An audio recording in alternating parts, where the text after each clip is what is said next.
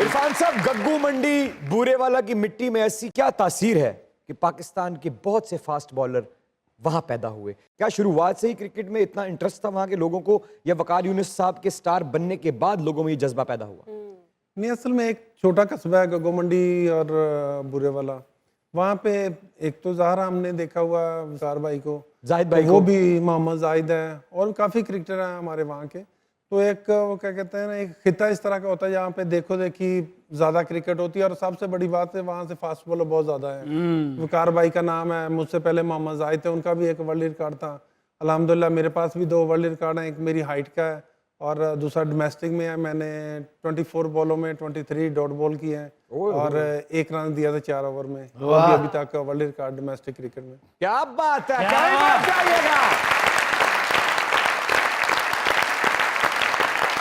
यही रहेगा क्योंकि दुनिया न्यूज पे मौजूद है Mohammad Irfan and you guys are watching your favourite late night show called Mazaaq रात।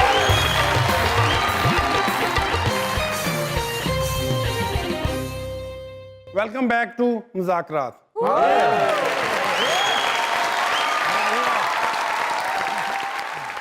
ਅੱਜ ਮਾਸ਼ਾਅੱਲਾ ਸਾਡਾ ਭਾਜੀ ਪਹਿਲਾ ਸ਼ੋਅ ਹੈ ਜਿਹੜਾ ਪਬਲਿਕ ਘਰ ਬਹਿ ਕੇ ਵੀ ਇੰਜ ਵੇਖ ਰਹੀ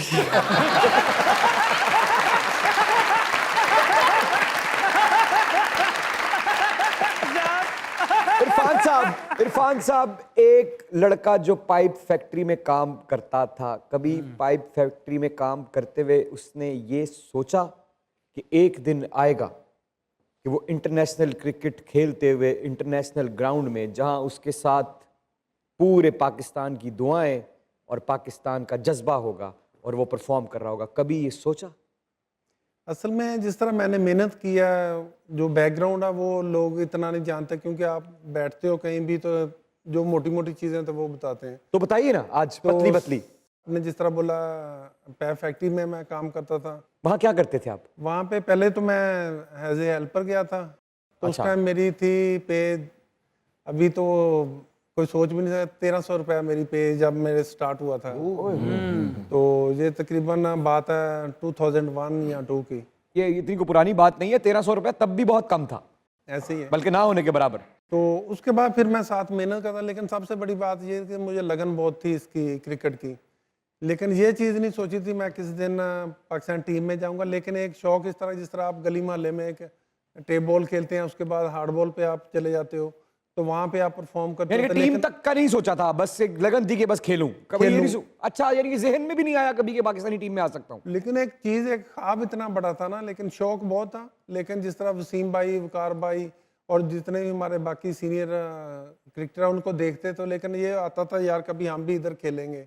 तो लेकिन जब मैं 2008-9 में लाहौर आया, तो पहले तो मुझे टेंशन थी यार, मैं इतनी पे छोड़ के जा रहा हूँ, तो पता नहीं दोबारा लाहौर क्यों, लाहौर किसके कहने पे आए? क्या ऐसा कौन सी किरण दिखाई दी आपको जिसके पीछा करते करते आप यहाँ पहुंच गए? असल में मैं खेलता था, गग्गू मंडी क्रिकेट क्लब हमारा है, उसमें खेलता था। तो वहाँ के हैं एक हमारे first class cricketer Nadeem Iqbal, वो यूके जाते थे खेलने डोमेस्टिक जो लीग खेलने, जिस तरह प्लेयर जाते हैं सारे डोमेस्टिक प्लेयर। तो उनके जो थे वहाँ का क्लब, अटक क्लब था, वो वहाँ पे टूर के लिए आया था। उन्होंने मुख्तलिफ पाकिस्तान के शहरों में मैच खेले थे, तो उस क्लब के साथ मेरा मैच हुआ था। तो मैं उस 2 मैचों में दोनों दफ़ा 5-5 आउट किए थे। अच्छा। तो एक क्या, जो आप जिस तरह आपने मेरा शुरू में तारफ़ कराया था कि यॉर्कर भी मारे, 1-2 के अंगूठे भी टूटे। अच्छा, तो तकरीबन उन्होंने 5 या 6 साल के अंगूठे बाद, तोड़ दिए आपने? हाँ जी, हड्डियां तोड़ दी अंगूठी और आप हंस रहे हैं इस बात पे। जब वो चौका मारते हैं फिर वो हंसते हैं ना। नहीं सर, चौके च हड्डी नहीं टूटती। अच्छा, तो उसके काफ़ी तकरीबन 5 या 6 साल के बाद आकिब भाई के उनके क्लब में गए, आकिब जवेद। तो वहाँ पे उन्होंने पूछा यार इस तरह एक लंबा लड़का है मोहम्मद इरफान, कब पाकिस्तान टीम में आ रहा है? तो उनको जाने बुला, इरफान किधर, इरफान तो गग्गू मंडी में खेल रहा है, इधर किसी को भी नहीं पता। तो उन्होंने कहा बड़ा अच्छा है, उसकी इतनी हाइट है। तो उन्होंने उधर फिर उनसे सुन के, फिर जो नदीम इकबाल थे उनका नंबर था उनके पास, क्योंकि वो इकट्ठे डोमेस्टिक क्रिकेट खेले हुए थे। उन्होंने फ़ोन किया कि यार इस तरह कोई लंबा लड़का इरफान है, तो कैसा बोला? उनका ठीक है। तो उन्होंने फिर बोला कि उसको इधर NCA अकेडमी में भेजो। मैं उनको देखता हूँ, अगर तो ठीक हुआ उसकी केयर करेंगे, तो फिर उसके बाद जहाँ तक हो सका उसका मतलब कि हेल्प करेंगे, जो जो चीज़ें बताने वाली है वो बताएंगे। वो मेरे पास आए, इस तरह करके आपने जाना है। मुझे अच्छा, अब टेंस- ये एक मुश्किल फैसला था कि लगी लगाई नौकरी, तब तनख्वाह कितनी हो चुकी थी आपकी? उस टाइम मेरी 10,000 थी। 10,000 10,000 रुपए रुपए छोड़ के दूसरे शहर जाना, और ये भी नहीं पता कि वहां कामयाबी मिलेगी या नहीं मिलेगी। उस रात नींद आई जिस रात फैसला करना था? नींद मुझे मतलब मेरा दिल नहीं कर रहा था। वो मेरे लिए 10,000 इस तरह के थे जिस तरह अभी आप लगा लें कि किसी वर्कर की 1 लाख रुपया तनख्वाह हो, तो वो अगर छोड़े तो देखे यार मैं छोड़ के जाऊंगा। गुर्बत देखी जिंदगी में? बहुत ज़्यादा, लेकिन कितनी ज्यादा? वो वाली नहीं देखी कि जिस तरह एक होता है। लेकिन मैंने चीज़ें इस तरह की कि मेरे फुट बहुत बड़े थे, मुझे शूज़ नहीं आते थे, लेंथ मेरी ज़्यादा थी, टो शर्ट लेने के लिए मुझे स्पेशल जाना पड़ता था। अभी भी पूरे पाकिस्तान में कोई चीज़ नहीं मुझे मिलती, आउट ऑफ कंट्री से ही आती हैं।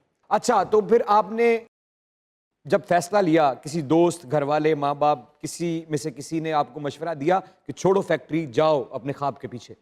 शुरू में जितनी भी क्रिकेट खेली है घर वाले सपोर्ट करते हैं, लेकिन खुद मुझे आता था कि मैं सारा काम भी करूं, थोड़ा बहुत अपना खर्चा खुद अफोर्ड करूं। तो उन्होंने कहा ठीक है, आपको अपॉर्चुनिटी मिल रही है तो आप जाओ, एक दफ़ा ट्राई तो करो, क्या कोई बात नहीं।